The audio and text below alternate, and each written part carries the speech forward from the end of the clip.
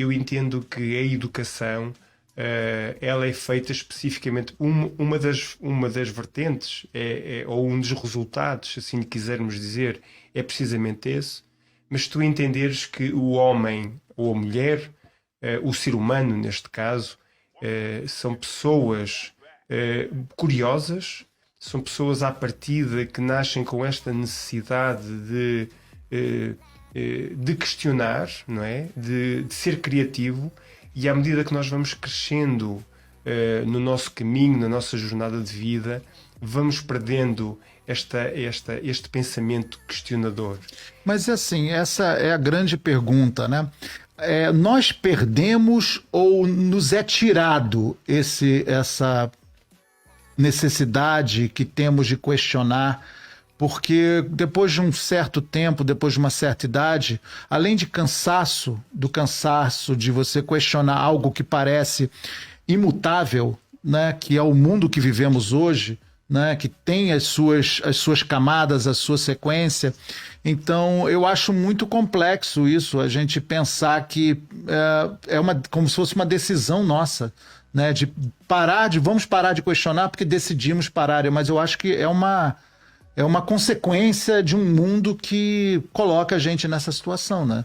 De virarmos robôs, né? De virarmos operários, né? Para fazermos a mesma coisa todos os dias. Nós perdemos essa capacidade porque nos fazem perder essa capacidade, né?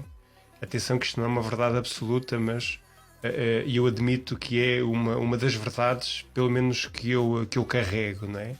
Porque se tu entenderes, por exemplo, e quem tem filhos conseguirá perceber isso, que uma das maiores ou melhores conquistas que o ser humano tem é aquela conquista em que começamos a andar, não é? Começamos a caminhar, começamos a correr.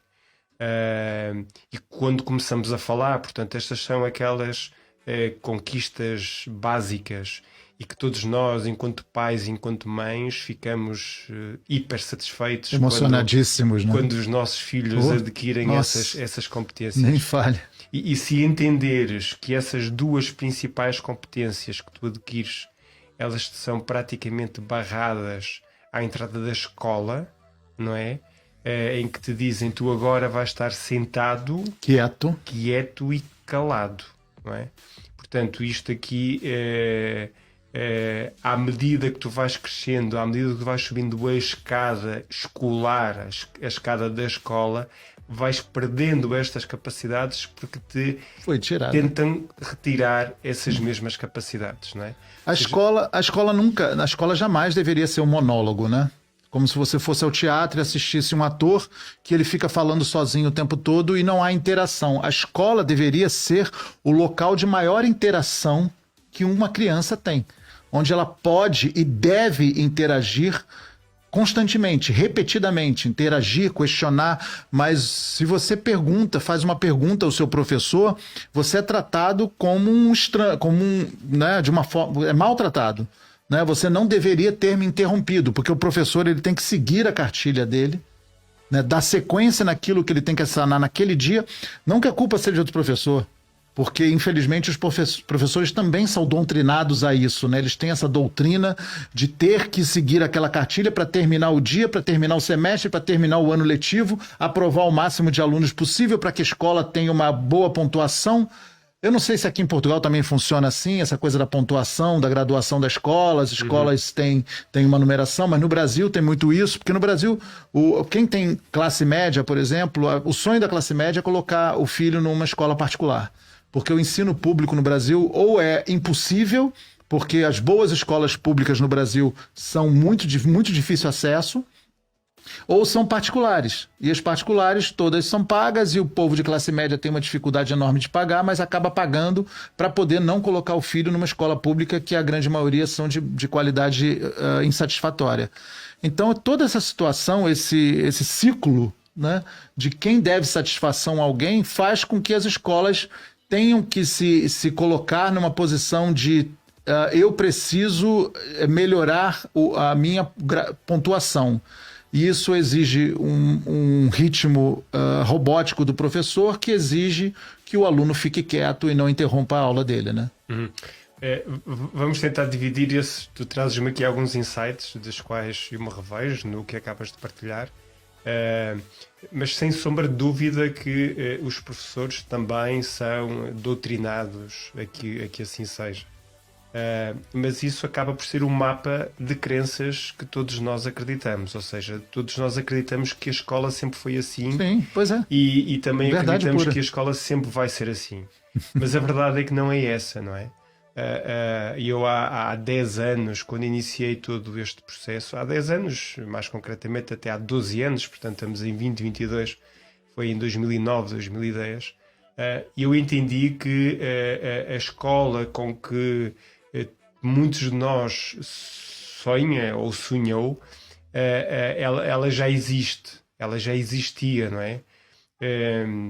E já existia, curiosamente, há uma escola que é famosa em todo o mundo, e há uma escola que é menos famosa em Portugal, e essa escola que é famosa em todo o mundo e menos famosa em Portugal, ela localiza-se em Portugal, que é a Olha aí. Escola da Ponte, não é?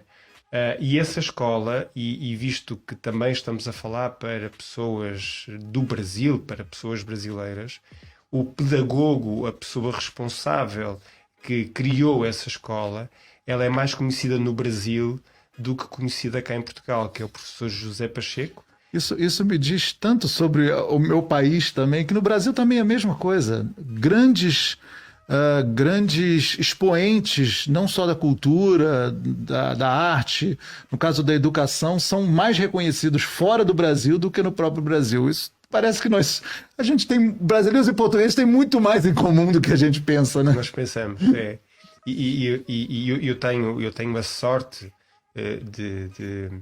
de ter feito parte e de fazer parte da vida deste inspirador, deste mestre educativo que foi para mim.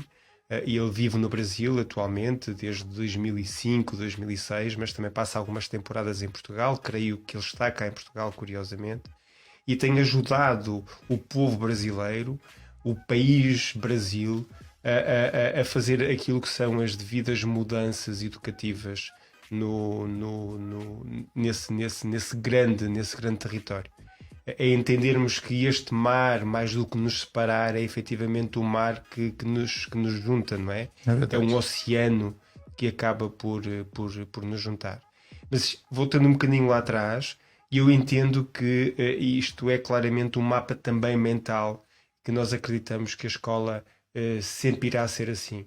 Mas se nós olharmos, por exemplo, para a nossa legislação, não apenas a legislação atual, mas a legislação já com 20, 30 anos, nós conseguimos entender que nós só não operamos mudança dentro da educação, não operamos mudança dentro da escola, por uma grande dificuldade que somos nós mesmos, não é?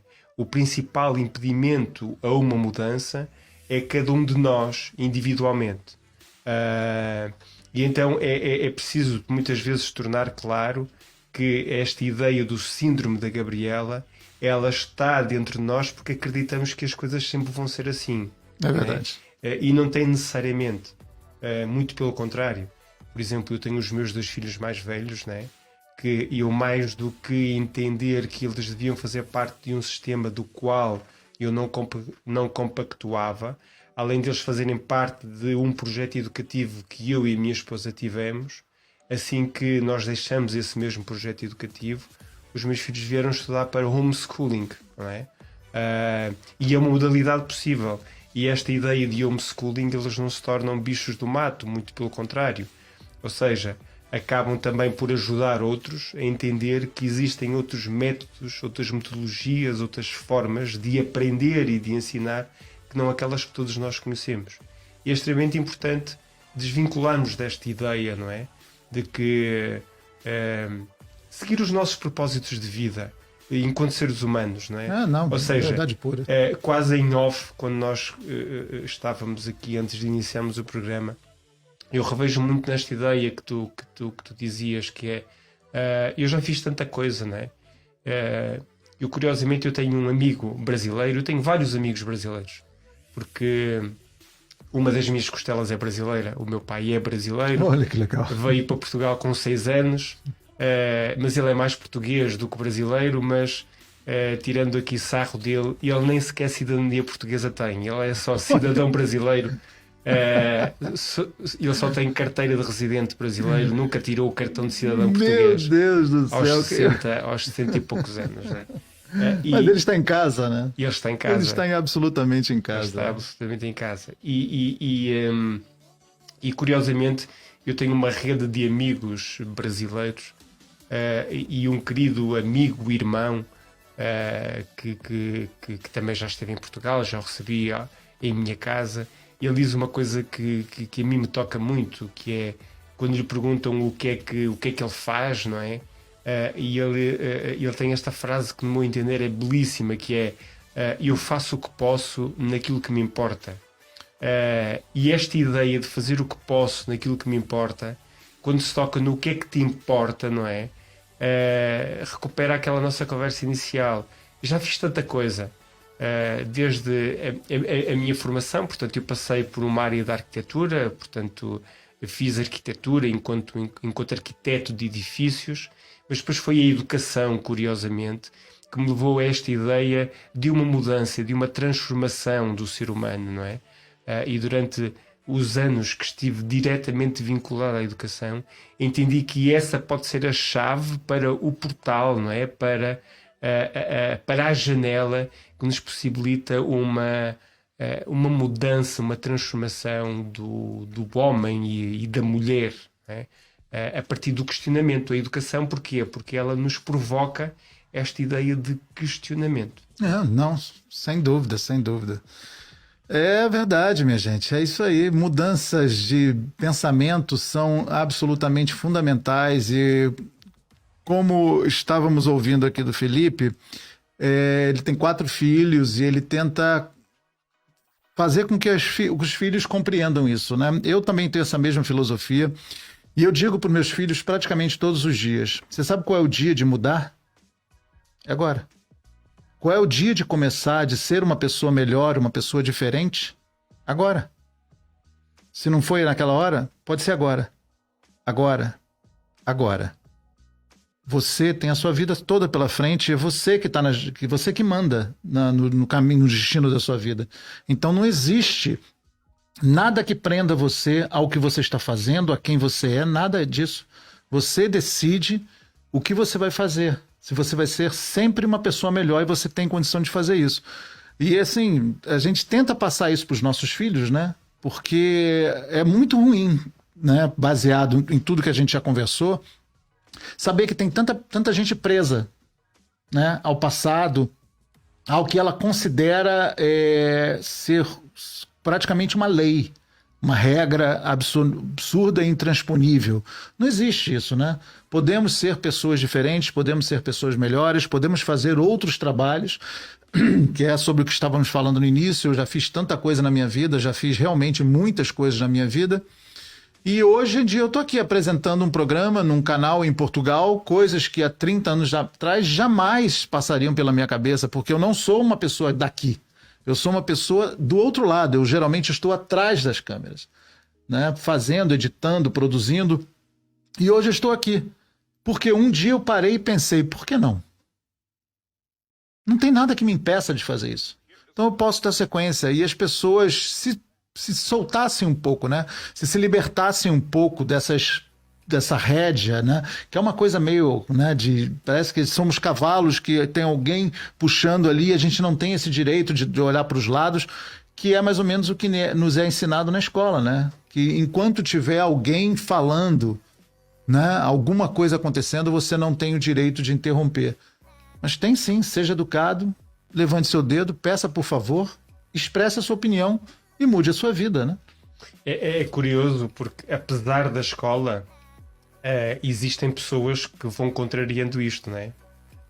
Ou por experiências mais negativas que tenham tido e acabam por criar essa ruptura com o presente, não é? E com o passado.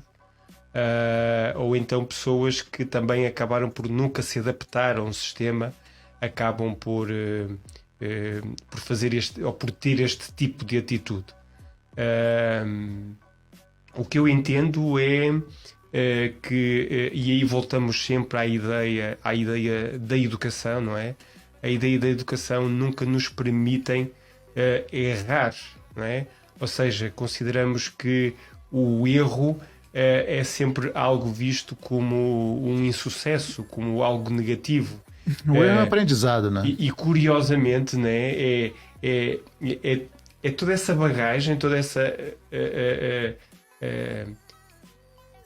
essa mala que nós vamos carregando, né, ao longo da nossa vida, que nos permite estar muito mais confortável no sofá ou numa cadeira a reivindicar ou a dizer que eu gostava de ou eu sonhava de, não é? Do que ir para uma ação. Eu tenho a oportunidade também de ir facilitando alguns workshops, algumas capacitações de pessoas, e há um indivíduo que me inspira, que é um indivíduo que se chama John Croft, que ele foi o criador de uma metodologia que se chama Dragon Dreaming. E essa metodologia, no fundo, trata por fazer com que os nossos sonhos se tornem realidade. E ele diz uma coisa curiosa, que nós, enquanto seres humanos, enquanto pessoas, temos uma capacidade imensa de sonhar. E a pergunta que ele faz é: porque é que a maior parte dos nossos sonhos não se concretizam, né? Ele dá aqui duas justificações. A primeira justificação está diretamente ligada àquilo que é a nossa educação. Ou seja, nós não partilhamos os nossos sonhos com outras pessoas e não partilhamos os nossos sonhos com as outras pessoas porque temos medo que as outras pessoas critiquem aquilo que estamos a dizer. Isso é absolutamente comum, né? E porque nós vimos com essa bagagem de casa e da escola, não é? Porque a gente sonha, vai partilhar alguma coisa. Quantos de nós nunca ouviu dizer: tu és doido, tu és maluco, desce à terra, isso não é possível. Então isto aqui, ao longo da nossa jornada de vida, vai-nos criando barreiras, vai-nos criando recalcamentos, vai-nos criando obstáculos todos os dias, né? que não nos permitem partilhar com os outros. Pessoas não conseguem compartilhar os sonhos com a própria parceira, parceiro, né? Ou seja lá, com quem está ao seu lado. As pessoas têm a barreira de compartilhar, porque se a sua parceira que está ali não é uma pessoa própria para ouvir os seus sonhos, então você deve estar com a pessoa errada, ou você é uma pessoa errada.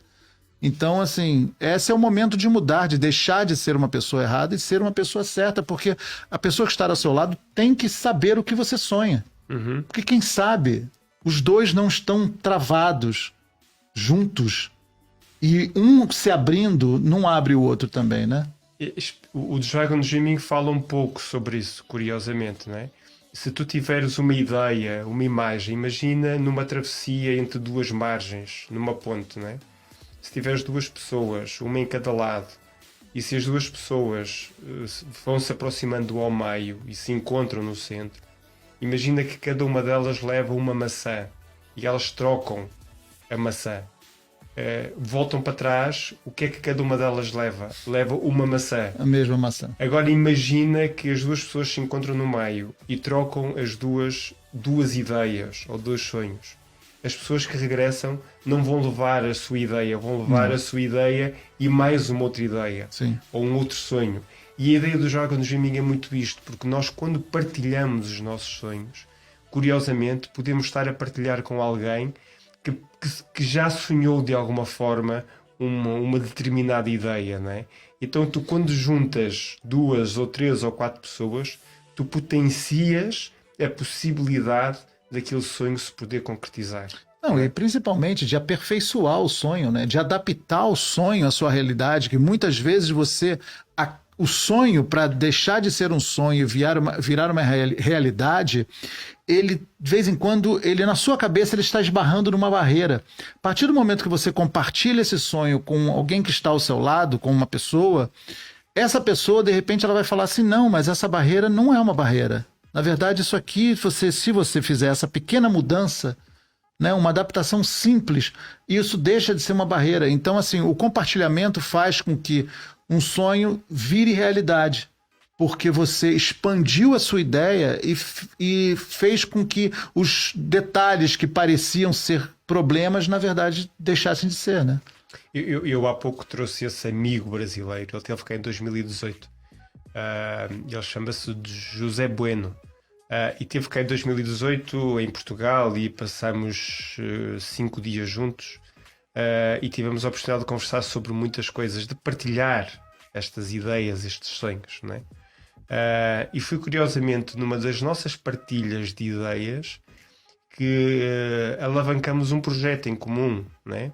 Ele no Brasil e eu em Portugal, e alavancamos uma proposta, um projeto que se chama Turismo 7.0, especificamente para trazer pessoas do Brasil que pudessem vir a Portugal, ter uma experiência turística em 7 dias e com 7 experiências diferentes. Olha, sensacional. Em que pudesse proporcionar este questionamento, esta transformação, não é? Não só experiências vivenciais, ou seja, um turismo de experiência em que tu irias conhecer não um restaurante que qualquer pessoa conhece, mas a casa da tia Micas, porque cozinha um cabrito muito bom. Nossa senhora. Provavelmente melhor do que no restaurante até. Provavelmente melhor do que no restaurante. Isto para te dizer que é exatamente a partir desta transferência, nesta partilha de ideias e de sonhos, em que eu acredito, sem sombra de dúvida, que as coisas acontecem, né? É estarmos disponíveis para o momento, é estarmos disponíveis para a conversa. Não menosprezando as pessoas que viajam e vão aos restaurantes, né? Porque também é uma experiência, porque qualquer viagem que você faz para um local com uma cultura diferente, você está abrindo a sua mente, enriquecendo a sua vida, porque viajar realmente é mudar. É você mudar a sua vida em questão de horas. Você sair da sua realidade e cair dentro de uma outra realidade completamente diferente é irreversível, né? É lógico que você chegar a um local, em vez de você ir para um restaurante, você ir na casa da tia Mica, você ir na casa da tia Mica, onde você pode conversar com a tia Mica e vocês trocarem informações, é muito melhor. Não tem a menor dúvida. Mas essa ideia, como um todo, ela é fantástica, é fabulosa. Nós exploramos esse projeto, depois entretanto veio a pandemia, não é? Mas ainda conseguimos não fizemos acontecer este intercâmbio, mas conseguimos fazer algumas experiências e daí o Luciano estar envolvido nessa proposta, não é? Conseguimos fazer algumas experiências, por exemplo, no local onde a gente habita, é uma zona de pescadores, não é? Então fomos até à comunidade pescatória, não é? E o que é comer um peixe, o nosso peixe, mas cozinhado pelos próprios pescadores, não é? Nossa Senhora! E ouvir histórias dos próprios pescadores, não é? Olha, história de pescador do próprio. Do próprio. Fizemos algumas dessas micro-experiências, não com brasileiros do Brasil, mas com brasileiros de Portugal. Aqui, sim. E resultou bastante bem. Mas isto aqui são, no fundo, Ralph, se a gente pode falar de mudança, a gente só deve mudar se sentir que deve mudar, não é? Eu acredito que a maior parte das pessoas o desejam, não é? Ou porque é tão bom fazer muita coisa, não é? Ou é tão bom sempre diversificar as coisas que fazemos, porque nos permite explorar uma diversidade de coisas que temos dentro de nós, não é? É engraçado, né? Porque a gente vê muitas pessoas que moram no interior, pessoas que são absolutamente plenas e felizes, né? E talvez uma viagem como essa não vá levar muita coisa para essas pessoas, né? Mas para uma pessoa que mora num grande centro e ela tem essa influência diária de coisas, problemas sérios como violência, como preconceito, a xenofobia, todo esse tipo de coisa, levar essa pessoa para um outro país é um benefício que você está dando a ela muito grande. Porque você começa a enxergar o mundo, você começa a enxergar a sua casa que você considerava como o mundo, como algo menor. Porque a realidade do mundo é completamente diferente. Então a gente fala sobre violência. Eu vejo aqui, uma coisa que eu vejo muito aqui são portugueses reclamando da violência em Portugal. Eu olho e falo assim, você está brincando comigo, né? Só que eu, como brasileiro, tenho o meu ponto de vista. Só que existem locais que são muito mais violentos do que o local onde eu vim no Brasil. Entendeu? E eu já conheci locais. E nesse momento eu abri a minha mente, falando, peraí, não é assim. E hoje, sobre preconceito, sobre racismo, eu já morei em outros países antes de morar em Portugal, e eu senti preconceito na pele. Tá? Porque, assim, aqui em Portugal existe alguma coisa de preconceito contra isso ou aquilo, mas o preconceito é muito ruim quando que é o maior preconceito, que geralmente são os negros que sofrem. Né? Mas eu sou uma pessoa morena, sou uma pessoa de pele morena, então em alguns países as pessoas me identificam visualmente como sendo um estrangeiro. E o preconceito é imediato, não preciso abrir a boca, não preciso dizer nada. Isso não estou falando só de mim, é uma coisa natural. Os negros acho que sofrem esse tipo de preconceito desde que foram arrancados da África, né? Diariamente, a cada minuto, muita gente não compreende. Então, esse tipo de experiência de preconceito, do racismo, me fez muito bem, me fez uma pessoa melhor. Tá? Eu fui um changemaker da minha vida quando eu mudei e sofri preconceito de raça, sabe? Porque eu vi o quão estúpido eu era sendo preconceituoso com uma outra pessoa, tá? Porque isso não se faz. Isso simplesmente não se faz. Sabe? Uma pessoa que é preconceituosa, ela tá muito, muito, muito errada. Só que o ideal é que as pessoas passem pelo que eu passei, que é sofrer na pele, né? Isso é, curiosamente, um episódio que nos pode levar ao questionamento, não é?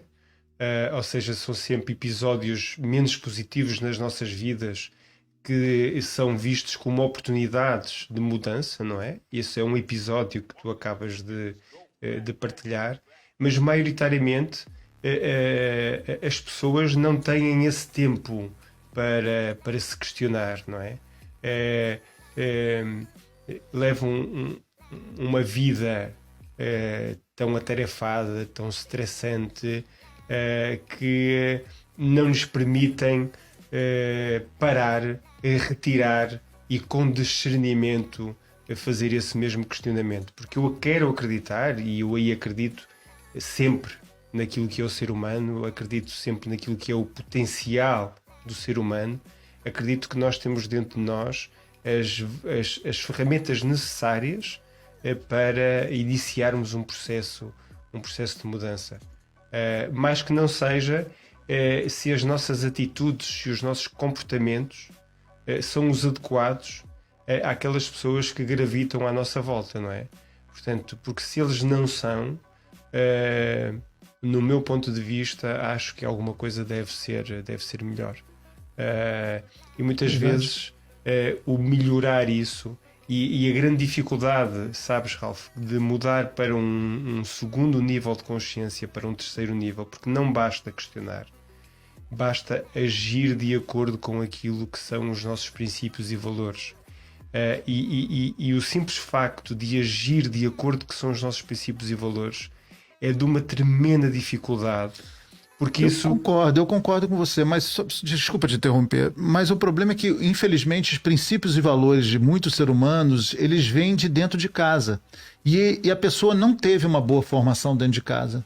Então, ela pode até evoluir mudando os próprios princípios e valores, que muitas vezes estão errados. Né? Porque você pode ter vindo de uma casa onde o racismo, a homofobia são coisas naturais. Né? Porque são coisas antigas, onde os pais, né, ofendiam as pessoas de uma cor, um credo diferente, uma coisa religiosa também, esse preconceito religioso. Então, a aceitação é um processo de você aceitar pessoas de outra cultura, de outra religião, de outra cor, de outro time de futebol, né, de outro partido político, que hoje em dia está uma loucura isso. É impensável as pessoas estarem brigando. Grandes amigos de anos de relacionamento estarem parando de se falar, pessoas da mesma família estarem brigando por causa de política. Entendeu? Tu, agora na tua partilha, fizeste-me lembrar, eu estou a fazer círculos de homens, círculos de conversa sobre masculinidade. Eu já vou para uma terceira edição, com um terceiro grupo. Isto já era algo que eu queria fazer há algum tempo, e então iniciei o ano passado, em novembro do ano passado. E curiosamente, aquilo que dizes, eu revejo-me nisso, ou seja, nós podemos mudar os nossos princípios e valores. Porquê é que eu trago este tema da masculinidade? Porque muitos de nós acreditam que a forma como nos tornamos masculinos também sempre será assim, não é? Ou seja, muitas vezes nós tornamos-nos masculinos por adversidade a tudo aquilo que é o feminino, não é? Mas entendermos os nossos comportamentos enquanto homens, enquanto nos estamos a transformar homens, devido a uma educação, não quer dizer que a gente não mude determinados comportamentos ao longo do nosso caminho de vida, não é? Muito pelo contrário. É preciso trazer novas experiências. Claro. É preciso trazer novas vivências. E daí eu ter dito há pouco, é necessário nós estarmos disponíveis para abraçar essas novas experiências. E quando a escola, quando a educação, quando a sociedade te limita nessas experiências, ou seja, não te permite teres novas vivências e novas experiências, obviamente que tu te vais limitar enquanto ser humano. Daí eu acreditar e estar muito convicto de que novas experiências, novas vivências nos ajudam, contribuem para este outro nível de pensamento, para uma outra forma de pensar, sobretudo uma forma de nos questionarmos sobre a forma que estamos a levar a nossa vida. Não tenho a menor dúvida disso. É muito complexo, né? Todo esse pensamento. Realmente o homem ele tem um papel fundamental porque ele ainda age como aquela coisa do patriarca, né? De quem lidera a família, de quem é o chefe de família, no mundo hoje que não permite mais esse tipo de coisa, né? Hoje em dia a casa tem que ser regida pelos dois de uma forma totalmente igualitária, sendo que o homem tem que ceder mais. Ele tem que ceder mais para compreender a mulher e dar o espaço devido à mulher dentro de casa, nas decisões, nas tomadas de decisões, e principalmente dar o espaço para a mulher crescer. Porque as mulheres hoje, infelizmente, ainda têm essa diferença salarial, essa diferença no tratamento dentro das empresas, fazem a mesma coisa dentro de uma empresa e recebem menos. Então, se ela dentro de casa não tiver esse respeito e esse tratamento igual, como é que ela vai exigir o mesmo tratamento no trabalho dela? Né? E a mulher tem todo o direito de prover a família, assim como o homem. Essa coisa da obrigação do homem de prover a família é uma coisa tão antiga, mas que infelizmente ainda habita muitos lares, né? Ainda está presente, né? Precisamos, sem sombra de dúvida, de começar a desconstruir muita coisa, não é? Desconstruir para voltarmos a construir, não é? Um outro amigo meu dizia precisamente que um dia gostava de ter uma desconstrutora e não uma construtora. A ideia de desconstruir é bastante importante, não é? Sim, sim. Desconstruir, desmontar, para depois voltarmos a montar. E isto será... eu digo que isto são projetos de vida, não é? A gente nunca vai estar satisfeito, ou pelo menos eu não me vejo como um homem satisfeito, homem na plenitude, aos 40, aos 50, aos 60, aos 70. Nunca estarei, portanto... A ideia é essa, né? A ideia é essa. Essa é a ideia, né? A ideia é essa.